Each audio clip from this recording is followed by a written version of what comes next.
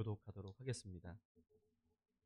오늘 주신 하나님의 말씀은 마가복음에 있는 말씀입니다. 마가복음 1장 9절로부터 15절까지의 말씀을 저와 여러분들이 교독해서 말씀을 봉독하겠습니다. 그때에 예수께서 갈릴리 나사렛으로부터 와서 요단강에서 요한에게 세례를 받으시고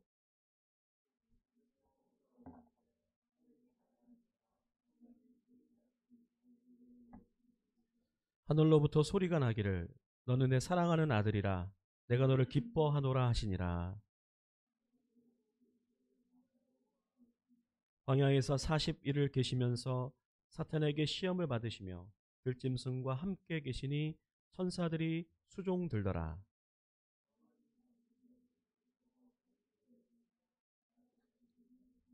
함께 읽습니다. 이르시되 때가 찼고 하나님의 나라가 가까이 왔으니 회개하고 복음을 믿으라 하시더라. 아멘. 오준 목사님께서 터전의 그리스도인이라는 제목으로 말씀 전해주시겠습니다.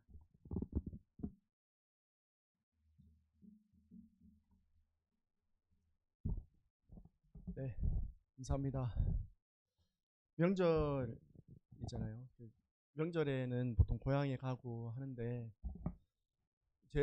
저는 이제 제 고향이 저기 남쪽이거든요. 경남 진주인데 명절에 어떻게 보니 이 명절이 주일마다 명절에 껴가지고 추석 때도 그렇고 이렇게 몇 번 오니까 약간 여기가 명절인 것 같아요. 여기가 고향이 명절 새로 오는 것 같아요.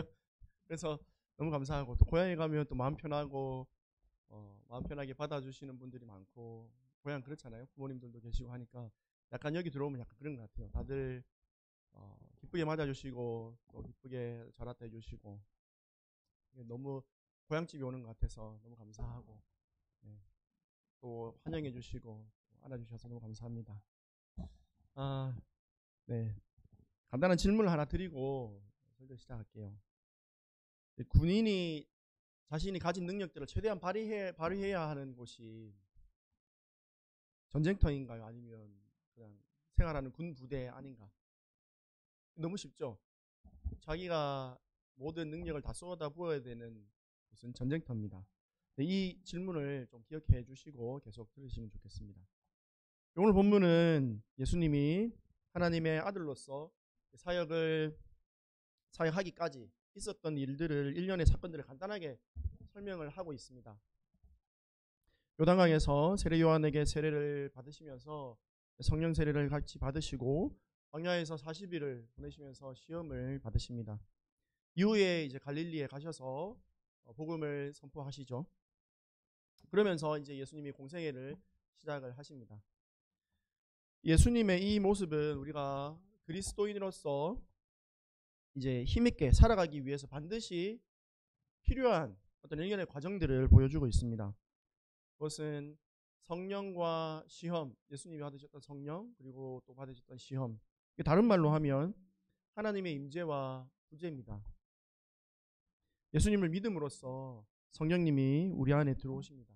성령께서 예수님께 내려오시죠. 그리고 하늘에서 소리가 울렸던 것처럼 성령님은 우리 안에 오십니다. 어떤 이들은 그냥 소위 요란하게 그리고 되게 좀 이렇게 눈에 보이게 성령님이 오시는 경우도 있고 어떤 이들은 전혀 너무 조용하게 오시는 경우도 있습니다. 물론 예수님을 내 구주로 믿겠다 고백하는 순간 성령 하나님께서 우리 안에 내주하시지만 우리가 좀 더 성령 하나님을 깊이 만날 때에 그렇게 여러 다양한 모습들로 오시는 경우가 있습니다. 그렇게 성령님이 이제 우리 안에 오시고 그리고 시간이 지나면서 이제 또 말씀을 가까이 하고 기도하면서 하나님과 더 깊은 만남을 가지게 되죠. 그러면서 우리는 어떤 인생의 목적과 방향을 수정하게 되는 그런 일들이 많이 일어납니다. 또 주위에서 그렇죠. 네가 옛날에는 이랬는데 요즘에는 이렇다. 딴 사람이 된 것 같다. 그런 얘기도 듣고 사람이 막 변합니다. 어떤 이들은 그 기간이 짧기도 하고 또 어떤 사람들은 그 기간이 되게 길기도 하죠.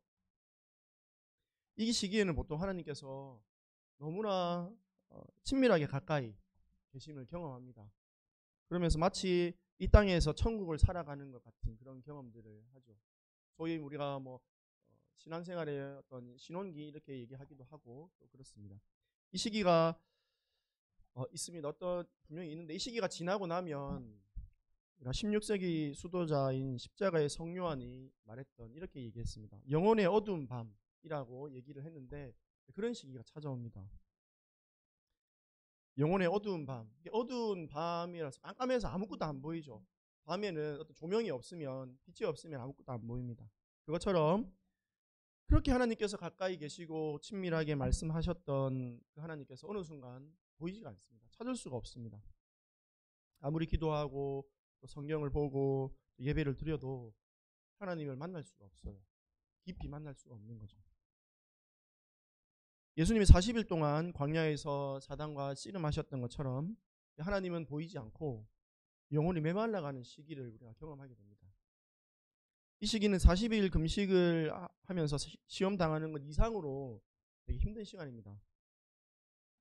그렇게 나에게 사랑의 어떤 세레나데를 불러주셨던 분, 그리고 내가 쓰러지고 찢기고 무시당했던 그런 나를 세워주시고 또 꿰매주시고 또 인정해주시고 품에 안아주셨던 분이 어느 순간 보이지 않습니다. 어느 순간 아무 말씀도 안 하시고 어느 순간 내가 힘들고 어려울 때 찾아가도 옛날에 하나님께서 찾아와셔서 위로해 주시고 안아주셨던 그런 경험들이 없어집니다. 그래서 하나님을 찾기 위해서 온 동네방네를 찾아다니면서 부르짖으면서 기도하기도 하고 성경을 막 닳도록 읽기도 하고 교회에서 막 살다시피 하면서 봉사도 하고 예배도 드리고 그렇게 합니다. 근데 그렇게 해도 그 어디에도 하나님의 그림자조차 찾을 수가 없습니다. 아니면 그림자, 저 하나님 계신 것 같은데 하나님 계신 것 같은데 이렇게 만나주시지 않고 그렇습니다. 그게 참으로 힘든 시간입니다. 욥이 자식을 잃고 그리고 또 몸에 병이 나서 많이 힘들었죠. 근데 힘들었던 그것보다 하나님께서 계시지 않는 것으로 더 힘들어했었습니다. 그런 것처럼 계속 욥의 하나님께 계속 따지잖아요. 왜 아무 말씀 안 하시냐? 왜 내가 이렇게 힘든데 찾아와서 얘기 안 해주시냐? 계속 그렇게 따집니다. 그것처럼 그 기간은 되게 힘든 시간입니다. 그 시간이 또 사람마다 다르죠. 짧은 시간도 있고 뭐 어떤 분들은 몇 년, 몇십 년 걸리는 분도 있습니다. 하지만 결국 이 시간도 지나갑니다. 누군가는 이 시기를 이해를 못해서 하나님을 떠나기도 합니다. 교회를 떠나기도 하고 하나님을 떠나기도 합니다. 하지만 믿음으로 잘 버틴 사람은 하나님께서 살아계신과 여전히 나를 사랑하신다라는 그 믿음으로 버틴 사람에게는 이 시기가 지나고 나면 훌쩍 커버린 내 영혼을 보게 됩니다. 어린아이와 같았던 내 영혼이 어느덧 건장하고 아름다운 청년이 되어 있죠. 하나님을 찾고 또 하나님의 어떤 달콤함에만 매달리던 내가 이제는 하나님의 뜻을 묻고 또 하나님의 뜻을 따르기를 원하는 그런 모습으로 자라 있는 것을 보게 됩니다. 그런 것을 내가 발견하게 되죠. 내 모습을. 이 시기가 지나고 난 후에 예수님은 비로소 갈릴리로 가셔서 하나님의 복음을 전하기 시작하십니다. 이제 예수님은 본격적으로 본인에게 주어졌던 그 사명을 감당하기 시작하시는 것이죠. 저와 여러분도 그렇습니다. 성령과 시험, 하나님의 임재와 부재의 시간들을 통과한 후에 우리에게 각자 주어졌던 그 사명을 감당하게 됩니다. 그 시간을 통과해야 온전하게 우리에게 주어진 사명을 감당할 수가 있습니다. 아마 여기 계신 대부분의 성도님들은 그런 시간들을 하나님의 임재하심과 또 부재하심을 그 경험들을 하시고 긴 시간들을 지내오셨던 분이라고 생각이 됩니다. 근데 오늘 설교의 핵심은 그 내용들이 아닙니다. 설교의 핵심은 그 이후의 시간들입니다. 예수님이 성령을 받으시고 시험 당하셨던 그 이후의 시간, 그게 이제 오늘 설교의 핵심인데요. 예수님은 그렇게 하나님의 임재와 부재의 시간을 보내신 후에 본인의 사명을 감당하기 위해서 갈릴리로 내려가십니다. 왜 갈릴리로 가셨을까? 이런 질문을 해볼 필요가 있습니다. 14절에 보면 예수님이 처음으로 복음을 전파하러 가신 곳이 갈릴리인데요. 갈릴리는 아시다시피 변두리 지역입니다. 나사렛이 포함되어 있는, 그렇죠. 우리 변두리 교회 이름이 지어졌던 것이 나사렛 변두리, 그것을 포함하고 있는 게 갈릴리 지방입니다. 예수님이 어떤 사람에게 자기의 사역들을 감당하고 사람을 모으고 하시려면 사람이 많은 곳으로 가야 되잖아요. 그리고 그 종교가 있는 중심지로 딱 하면 바로 예루살렘이 떠오릅니다. 예루살렘으로 가야 됩니다. 종교 지도자가 많고 또 그 종교의 지도 중심지인 예루살렘으로 가셔야 되는데 그러지 않고 갈릴리로 가셨습니다. 그러면 그 이유를 안다면 우리의 삶에도 그런 갈릴리와 같은 곳을 발견할 수 있지 않겠습니까? 그리고 또 그곳으로 가서 사명을 우리가 또 우리에게 각자에게 주신 그 사명을 감당해야 되지 않을까 싶습니다. 그러면 이 갈릴리가 어떤 곳인가? 마태복음에 보면 갈릴리가 어떤 곳인지 좀 나와 있습니다. 여기 말씀을 띄워주실 텐데요. 마태복음 4장 12절에서 17절을 우리가 한 목소리로 우리가 읽도록 하겠습니다. 시작. 예수께서 요한이 잡혀오셨음을 들으시고 갈릴리로 떠나 스불론과 납달리 지경 해변에 있는 가버나움으로 가서 사시니 이는 선지자 이사야를 통하여 하신 말씀을 이루려 하심이라. 일러스되 스불론 땅과 납달리 땅과 요단강 저편 해변길과 이방의 갈릴리여, 흑암에 앉은 백성이 큰 빛을 보았고 사망의 땅과 그늘에 앉은 자들에게 빛이 비치었도다 하였느니라. 이때부터 예수께서 비로소 전파하여 이르시되 회개하라, 천국이 가까이 왔느니라 하시더라. 아멘. 갈릴리 지방에 대한 수식어가 붙어 있습니다. 이방의 갈릴리, 이렇게 수식어가 붙어 있죠. 갈릴리 지역을 한마디로 정의하고 있습니다. 이방의 갈릴리. 이 지역은 수식어가 붙어 있는 만큼 말 그대로 이방 지역으로 둘러싸여 있는 지방입니다. 소아시아, 지금의 어떤 터키 지역, 그리고 아프리카로 이어지는 해변길 위에 있었던 지역입니다. 그렇기 때문에 과거부터 예수님 현재까지 이방 사람들이 계속 들락날락했고 이방 사람들이 침략해왔던 길도 그 길이고, 그래서 이방 사람들이 계속 들락날락했던, 그리고 그 길로 사람들이 무역을 하는 무역의 중심지입니다. 그리고 갈릴리 주변 지역은 수리아, 베니게, 사마리아, 데가볼리 이런 지역으로 당시 유대인들이 혐오하던 이방 사람들이 모여있던 그런 지역입니다. 그러니까 혼합 인종들이 막 살던 그런 곳이죠. 유대인들이 그 이방 사람들을 얼마나 싫어했는지 대부분 아실 텐데요. 성경에도 그런 얼마나 유대인들이 이방 사람들을 싫어하는지 알려주는 부분들이 있습니다. 우리에게 친숙한 사마리아, 그죠? 유대인들이 사마리아 사람들을 얼마나 싫어했는지 성경에 나와 있죠. 사마리아 여인에 대한 그런 것도 있고, 그리고 예수님이 어떤 여인이 예수님께 와서 자기 아들 좀 고쳐달라 했는데 자녀의 떡을 빼앗아서 개들한테 던지니 마땅치 않다 얘기했던 수로보니게 지방에 사는 여자 있는데, 이 수로보니게도 두 지역이 합친 말이거든요. 예, 수리아와 베니게 합치게 수로보니게인데 그 지역도 유대인들이 그 지역에 사는 사람들을 개취급했다라는 것을 우리가 알 수 있습니다. 그러니까 예수님은 근데 왜 이런 곳으로 가셨을까? 이유는 간단합니다. 예수님의 삶의 터전이었기 때문입니다. 예수님이 베들레헴에 나시고 그리고 예수님의 공생애를 시작하시기 전까지 나사렛에서 성장을 하십니다.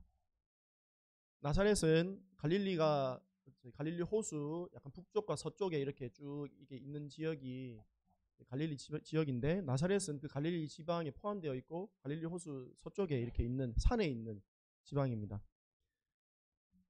그래서 갈릴리 지역에도 중심지가 있지 않겠습니까? 근데 그 갈릴리 중심 지역에서 나사렛은 조금 떨어져 있습니다. 산속에 이렇게 들어있는 지역인데, 우리가 알다시피 예수님은 목수였고 예수님 아버지도 목수였잖아요. 그래서 그런 것들을 만들고 그 물건을 팔기 위해서 그 갈릴리 지역의 중심지로 많이 가시기도 하셨고, 그리고 갈릴리 지역에 예수님 당시에 수도를 옮기는 일들이 있었대요. 새롭게 수도를 이제 건설하는 게 있었는데, 그때 뭐 학자들에 의하면 그때 예수님과 예수님 아버지가 가서 그 도시를 건설하는 데에 일을 하지 않았나 이렇게 보는 학자들도 있습니다. 어쨌든 그러면 이 갈릴리 지방에 예수님 많이 다니셨습니다. 나사렛에만 계속 그냥 거기 있었던 게 아니라 갈릴리 지방의 중심 도시들을 다니면서 그렇게 계속 생활을 하셨다라는 것이죠. 그러니까 예수님, 이 갈릴리 지역은 예수님의 터전이었습니다. 예수님이 계속 살아왔고 예수님이 다녔던, 계속 왔다 갔다 했던 그런 터전이라고 할 수 있죠. 그리고 또 한 가지 이유가 있는데, 이들에게 하나님의 복음이 가장 필요했기 때문입니다. 갈릴리 지역에 사는 사람들에게. 예수님을 이방의 갈릴리 지방에서 나고 자라게 하신 하나님의 큰 그림이라고 할 수 있죠. 아까 우리가 읽었던 마태복음에 보면 이방의 흑암에 앉은 자들이 큰 빛을 보았다라고 했던 것처럼 다 이방 사람들이었고 다 예수님을 하나님을 믿지 않는 사람들이었고 다 그렇기 때문에 하나님이 복음이 가장 필요했던 사람들이었죠. 그렇기 때문에 예수님은 갈릴리로 가셨습니다. 그러면 지금 우리 시대에 이 이방의 갈릴리는 어디일까요? 바로 내가 살아가는 삶의 터전이라고 할 수 있습니다. 그것은 뭐 직장이요, 다 포함되죠. 직장도 포함이 되고 가정도 포함이 되고 내가 만나는 사람들도 포함이 됩니다. 갈릴리가 이방의 갈릴리인 동시에 예수님의 삶의 터전이었던 것처럼 그렇습니다. 지금 나에게 이방의 갈릴리는 내가 살아가고 있는 삶의 터전이죠. 제가 제일 처음에 드렸던 질문을 보면 이제 군인이 자기가 가진 모든 능력을 쏟아부어야 하는 것은 군부대가 아니라 전쟁터입니다. 군부대에는 자기의 능력을 계속 키우고 계속 그거 유지하기 위한 장소죠. 그래야 본인도 살고 나라도 삽니다. 마찬가지로 우리가 그리스도인으로서의 살아가야 할 것은 교회 밖입니다. 내가 살아가는 삶의 터전이고 그리고 또 직장과 또 가정이고 내가 만나는 사람들이죠. 그 사람들에게 그리스도인으로서의 영향력을 끼치면서 살아가야 하는 것입니다. 그들에게 내가 필요합니다. 정확히는 내 안에 있는 예수님이 필요하죠. 여러분에게 주어진 각 개인마다 주어진 성향이 있고 또 하나님께서 주신 능력이 있고 그것들을 가지고 사람들에게 그리스도의 영향력을 끼치면서 살아가야 하는 것이죠. 예수님께서 자기에게 주어진 권세와 또 능력으로 계속 사람들을 만나면서 그 사람들에게 하나님의 나라를 가르치고 복음을 전하고 했던 것처럼 우리에게 주신 능력과 성향과 그것들을 가지고 우리 또 그렇게 살아가야 하는 것입니다. 교회 안에서는 모두가 그리스도인입니다. 여기 앉아 계신 모든 분들이 그리스도인이고 때문에 굳이 그리스도인으로서의 어떤 정체성을 드러낼 필요가 없습니다. 그리고 능력을 드러낼 필요가 없고 그렇죠. 우리가 각자의 사명을 여기서 감당해야 될 필요가 없습니다. 물론 교회를 섬김에 있어서 어떤 뭐 필요한 능력들은 있겠지만 우리가 그리스도인으로서의 어떤 그런 사명적인 측면으로서 우리의 능력을 나타낼 필요는 없습니다. 교회 안에서는 우리의 정체성을 확인하는 것입니다. 그리고 내가 혼자가 아니라는 것을 확인을 하고 그러면서 서로 위로하고 격려하는 것이죠. 그래서 그러면 군인이 그 무대에서 다시 보급품을 받고 체력을 보충을 하고 그리고 무기를 다시 점검하고 또 지휘관의 명령을 다시 받고 그러면서 다시 전쟁터로 나가는 것처럼 우리가 교회에서 해야 될 일은 그런 것이죠. 예수님도 보시면 한적한 곳에 자주 나가셔서 기도하시잖아요. 그것은 계속 성부 하나님을 만나고 그러면서 교제하면서 힘을 얻고 다시 사역을 해 나가시는 것처럼 우리도 교회 안에서 그렇게 해야 되는 것입니다. 남해에 살다 보니까 남해 시골이잖아요. 남해가 생각보다 교회는 많습니다. 생각보다 교회는 많은데 주위에서 생각보다 또 교회 다니는 사람들도 많이 만나요. 많이 만나는데 제가 이제 우리 교회를 개척을 하고 함께 이렇게 예배드리고 하면서 이렇게 어떤 신앙적으로 마음을 나누고 그렇게 해야 할 수 있는 사람들이 그렇게 많지는 않았어요. 그러니까 이런 우리가 예배를 드리면서 우리 어른들 5명, 어른들 5명이죠. 5명의 어떤 공동체가 있긴 하지만 거기서 우리가 함께 은혜를 나누고 같이 기도하고 그럴 만한 그렇지는 않았어요. 그렇다 보니 이제 이런 어떤 공동체뿐만 아니라 어떤 하나님을 이야기하고 또 힘든 부분이나 아니면 또 이렇게 복음이나 아니면 어떤 사명을 대한 부분들을 이야기하고 그걸 서로 공감해주고 힘을 주고 하는 그런 것들은 좀 부족했어요. 그런 부분들에 좀 목말라 있기도 하고 그런 사람들을 만나면 너무 고맙고 그래서 또 이게 일산 지역이나 어디에서 분들이 오시면 그렇게 너무 좋았어요. 와주는 것들 우리가 오시면은 뭐 이렇게 같이 우리가 에스코트 해드리면서 또 막 안내도 해드리고 숙소도 잡아드리고 하는데 되게 고마워하시는데 우리가 더 고마워요. 와주는 것만으로 너무 고맙고 또 같이 얘기하고 그런 것들이 너무 감사했죠. 이게 사람이 시골이다 보니까 이제 그런 부분들이 더 좀 부각이 된 것 같아요. 근데 아마 여러분들은 이제 여기 일산이라는 곳이 큰 도시이기도 하고 또 많은 사람들이 있기도 하니까 아마 또 교회 바깥에서도 믿는 사람들을 많이 만나기도 하고 그렇기 때문에 어떤 교회 안에서의 우리가 아까 말씀드렸던 그런 역할들을 좀 상대적으로 교회 안과 밖에 대한 부분들이 좀 덜 시골보다는 좀 덜 느낄 수 있을지 모르겠습니다. 하지만 우리가 기억해야 되는 것은 교회 안에서의 우리가 해야 되 나가야 교회 안에서 우리가 또 서로를 위해서 해야 될 것은 말씀드린 것처럼 정체성을 확인하고 내가 혼자가 아니라는 것. 세상 가운데서 어떤 싸워 나가면서 그리스도인으로서의 어떤 삶을 살아 나가면서의 힘든 부분들을 서로를 이야기하고 서로 위해서 기도하고 그런 것들이 우리가 교회 안에서 해야 되는 것이죠. 전쟁터라고 비유적으로 말씀을 드렸지만 저와 여러분의 삶의 터전은 실제로 전쟁터입니다. 성경에 말씀드린 것처럼 우리가 싸워야 할 것은 육이 아니라 혈과 육이 아니라 공중 권세 잡은 자들이다 라고 말씀하시는 것처럼 우리가 실제로 전쟁터입니다. 유대인이 이방 사람들을 혐오하고 미워했던 것처럼 그리고 예수님을 배척하고 그렇게 했던 것처럼 내 주위에도 그런 사람들이 있습니다. 내가 사랑할 수 없는 사람들 그리고 가까이 하기 싫은 사람들이 있습니다. 그리고 동시에 또 내가 사랑하는 사람들이 있고 가까이 하고 싶은 사람들도 있고 좀 친하게 지내고 싶은 사람들도 있습니다. 교회 밖에 그렇다는 것이죠. 그러니까 이 사람 저 사람 말 그대로 그냥 이 사람 저 사람들 막 섞여 있는 이방의 갈릴리입니다. 교회 밖은 내가 살아가는 삶의 터전은 그렇습니다. 저와 여러분은 거기서 내 터전에서 사명을 감당해야 됩니다. 내게 주신 성향과 능력과 어떤 영적인 권세를 가지고 사람들에게 복음을 전하기도 하고 복음을 보여주기도 하고 복음을 살아내는 모습들을 보여주기도 하고 그렇게 살아나가야 하는 것이죠. 그것이 전쟁터입니다.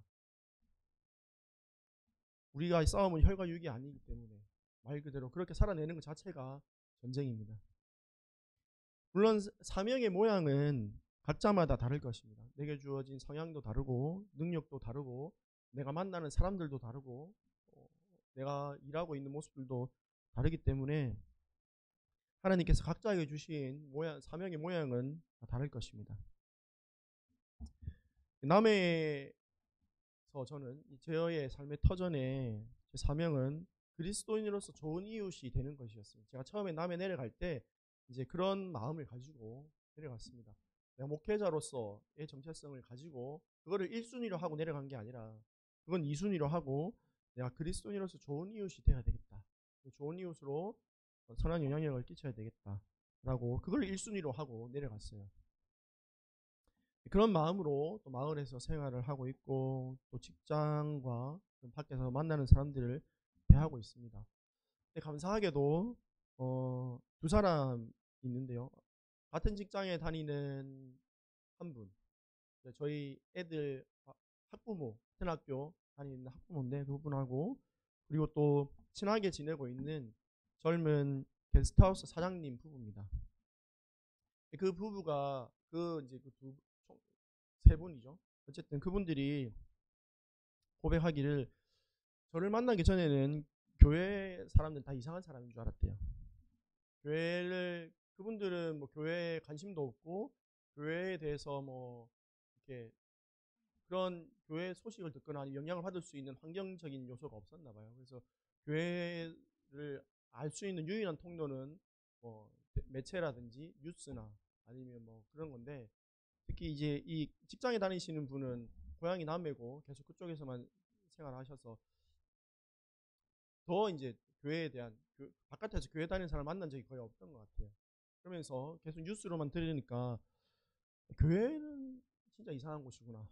교회는 나쁜 곳인가 싶을 정도로 좀 그런 생각을 가지고 있었대요. 그리고 게스트하우스 사장님은 서울 사람인데 내려오신 거거든요. 서울에 있을 때 강남에서 장사를 하셨다는데, 그 장사할 때 거의 진상이라고 얘기할 수 있는 손님들 다 권사님, 집사님이었다는 거예요. 그러니까 이 교회에 대해서 이미지가 너무 안 좋은 거예요. 야, 교회 다니면 다 절이 되나 싶었대요. 그래서 교회는 갈 곳이 아닌가 보다. 네, 그렇게 생각을 했대요. 근데 그분들이 같이 이제 직장 동료는 한 2년 동안 계속 같이 직장을 다니고 있고, 또 게스트하우스는 한 1년 정도 사장님들은 교제를 하고 있는데, 그러면서 가끔씩 이제 저한테 얘기를 하는 게, 저와 같이 만나고 얘기하고 또 그런 걸 보면서 교회에 대한 인식이 많이 바뀌었다. 그리스도인에 대한 인식이 많이 바뀌었다라고 얘기를 하시더라고요. 그리고 교회도 가볼 만한 곳이다. 가볼 만한 곳인 것 같다. 이렇게 얘기를 하셨어요. 뭐 제 앞이라서 그렇게 얘기하신 건 모르겠는데 어쨌든 그래도 그렇게 어, 좋은 말을 하고 교회에 대해서 인식을 조금 바꿀 수 있었다는 말이 이게 얼마나 되게 감사한지 몰랐어요. 왜냐하면 제가 목표로 내가 사명을 감당해야 되겠다. 내가 목표로 했던 부분들을 가지고 가서 그렇게 살면서 두 사람, 세 사람이지만 어느 정도 내 사명을 내가 잘 살아가고 있는 것 같다라고 그렇게 느끼게 해준 말들이었거든요. 또 실제로 그 직장 동료의 막내 아들이 저희 아들이랑 같은 반인데, 걔가 우리 교회 왔어요. 교회 와가지고 몇 번 오고 계속 교회도 와서 같이 예배 드리고, 이 터전교회는 주일 예배가 어린이 중심 예배거든요. 그러니까 뭐 와서 같이 예배 드리고 밥 먹고 놀고 하다가, 그 직장 동료분도 몇 번 왔어요. 애가 오니까 같이 와서 얘기도 하고. 그분이 이제 아줌마인데 저희 또래예요. 그러니까 여기 교회 분들 아줌마 또 한 세 분 계시니까 같이 와서 또 얘기도 하고 몇 번 오셨어요. 어쨌든 그런 게 너무 감사했어요. 그러면서 남해에서 그런 생각들을 했습니다. 남해에서 이런저런 사람들을 만나면서 좋은 사람들도 있었습니다. 좋은 사람들 만나면서 그분들에게 또 좋은 모습들을 보일 수 있었지만, 한편으로는 내가 어찌할 수 없는 사람들, 내가 대화가 안 되는 사람들, 나와 대화가 안 되는 사람들, 왜 저렇게 또 악하게 마음을 쓰는가, 왜 저렇게 마음을 쓰는가 싶은 사람들도 많이 있었습니다. 제가 과거에 남해 내려가기 전에는 저의 어떤 그리스도인으로서의 에너지를 그런 사람들에게 쏟았습니다. 나하고 좀 잘 안 맞는 사람들, 나를 좀 힘들게 하는 사람들의 그런 에너지를 좀 쏟으면서 그 사람들에게 어떻게 하면 좋은 영향력을 끼칠까, 그 사람들에게 어떻게 하면 좀 마음을 좀 부드럽게 할까, 뭐 그렇게 좀 에너지를 좀 쏟았다면, 남해에 와서는 내가 감당할 수 없는 사람이구나. 제 성향이 좀 멘탈이 좀 약하기도 하고 좀 마음이 좀 여려요. 그래서 내가 감당할 수 없는 사람들은 내가 내려놓자. 내가 감당할 수 있는 사람들은 나는 대하자. 그래서 내가 또 내 삶을 실질적으로 보여줄 수 있는 사람들에게 나는 집중을 하자. 그래서 오히려 그냥 나하고 내가 좋아할 만한 사람들 같이 이야기가 되고 같이 또 그런 사람들에게 오히려 에너지를 쏟았어요. 그래서 나는 나에게 주신 사명은 좀 이렇게 나하고 센 사람이나 아니면 나하고 좀 이렇게 나를 좀 어렵게 하는 사람들을 변화시키는 게 있지 않고, 나하고 좀 친하게 지내고 내가 좀 마음 편하게 대할 수 있는 사람들에게 영향력을 끼치는 것이다 라고 그렇게 인정하고 지금도 그렇게 살아가려고 노력을 하고 있습니다. 그러면서 또 최근에는 이제 또 하나의 어떤 사명이 이제 하나 생겼는데, 정확히 이 마음을 가지게 된 것은 이제 한 1년 정도 넘었어요. 근데 이제 최근에야 좀 구체화되고 있는 그런 사명인데, 그것은 이걸 다 얘기하면 좀 기니까 압축적으로 좀 짧게 얘기를 드리면, 어, 알베르게라는 곳이 있습니다. 스페인의 산티아고 순례길에 가면 800km 여정 중에 알베르게라는 곳이 있는데, 그 순례길은 1000년 넘게 이어져 있는 순례길인데, 과거에 그 알베르게라는 곳은 그 순례자들이 잠을 자고 또 있는 것뿐만 아니라, 그리고 병원의 역할도 하고, 그래서 순례자들이 그 순례의 여정을 잘 마칠 수 있게 해주는 그 숙소가 알베르게입니다. 당시 때는 뭐 강도라도 뭐 야생동물이라든지 있었기 때문에, 또 추위라든지 더위라든지 이런 것들을, 생명의 위협을 많이 받았는데, 알베르게 덕분에 그 사람들이 순례길을 잘 마칠 수 있었어요. 저희도 남해에 있으면서 우리도 그런 알베르게 같은 그런 역할들을 좀 하면 좋겠다.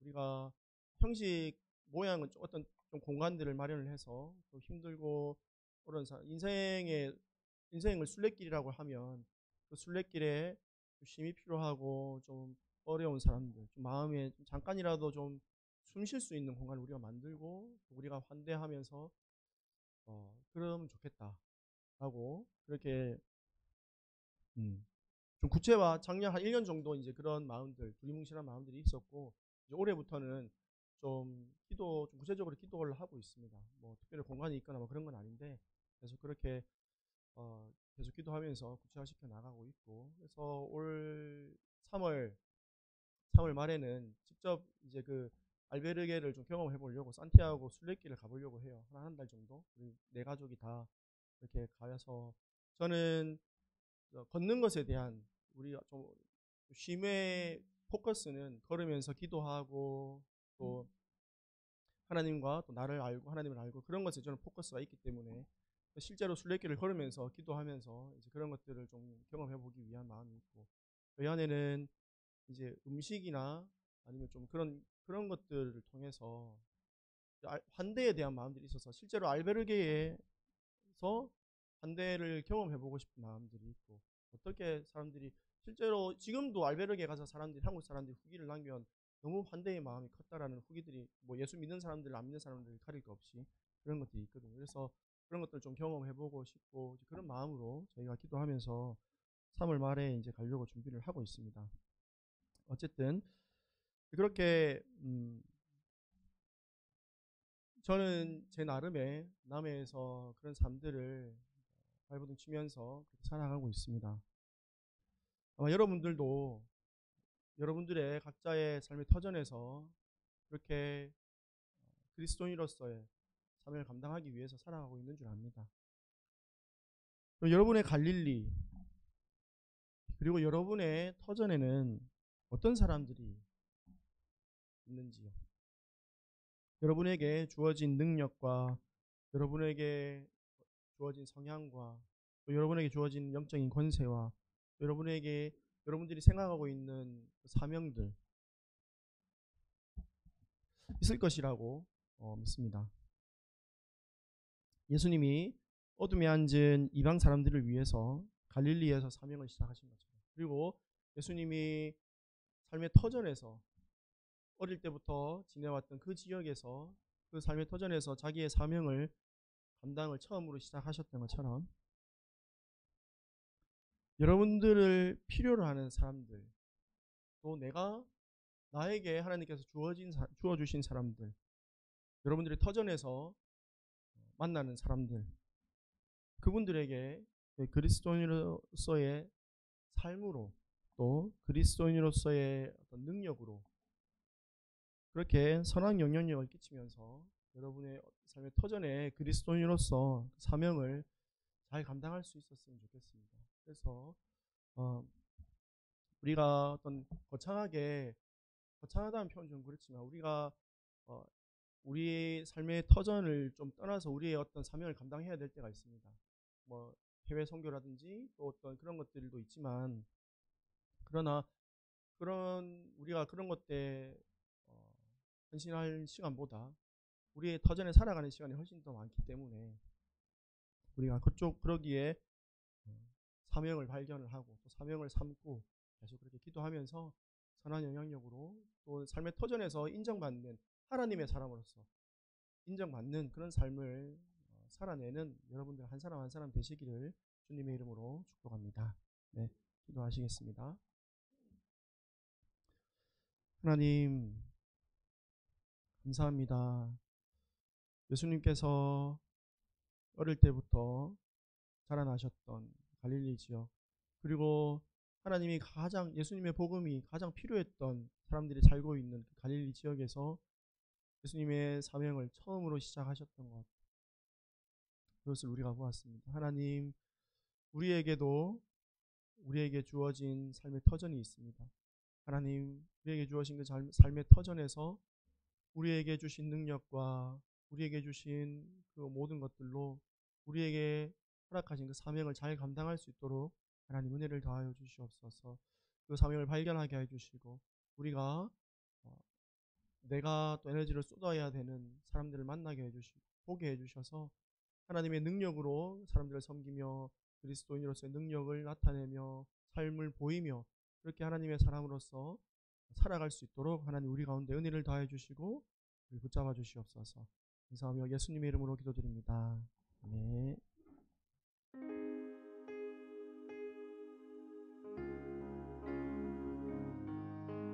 네, 우리 오진우 목사님 오늘 말씀 전해주셨는데 좀 첨언해 오진우 목사님이 어떤 분이신가 혹시 모르시는 분들이 계실 것 같아서 저쪽에서 청소연합교회 학교는 소재영 목사님이 연합교회 학교를 인도하고 계시잖아요. 오진우 목사님은 남해 터전교회라고 하는 그곳에서 오늘 말씀 전해주신 것처럼 그렇게 사역을 진행하고 계십니다. 두